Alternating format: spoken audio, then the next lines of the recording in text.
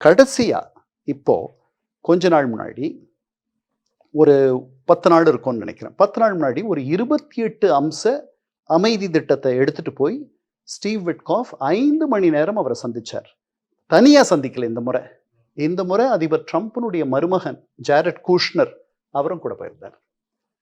அந்த அப்போ அந்த அந்த 28 அம்ச திட்டத்துல என்னெல்லாம் இருக்கு அப்படின்றத, இந்த திட்டத்தை அமெரிக்காவினுடைய அதிபர் ட்ரம்ப்பும், அவருடைய ஆலோசகர்கள் ஸ்டீவ் விட்காஃப், அவருடைய மருமகன் ஜாரட் கூஷ்னர், அப்புறம் அவரை ஒட்டியிருப்பவர்கள் சேர்ந்து உருவாக்கிய ஒரு திட்டம்.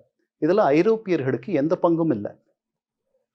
இதை எப்படி ஜெர்மனுடைய மெர்ஸ் அந்த அதிபர் எப்படி தெரிஞ்சுக்கிட்டார்னா, சான்சலர் ஃபைனான்ஷியல் டைம்ஸ் பத்திரிகையை படிச்சு தெரிஞ்சுக்கிட்டார் அப்படின்னு நம்ம அறிகிறோம்.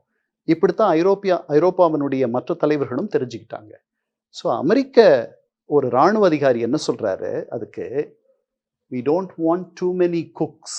நிறைய சமையல்காரர்கள் சமையலை கெடுத்து விடுவார்கள். அதனால இந்த திட்டத்தை நாங்கள் அவங்கள சேர்த்துக்காதையே பண்ணோன்ட்டு.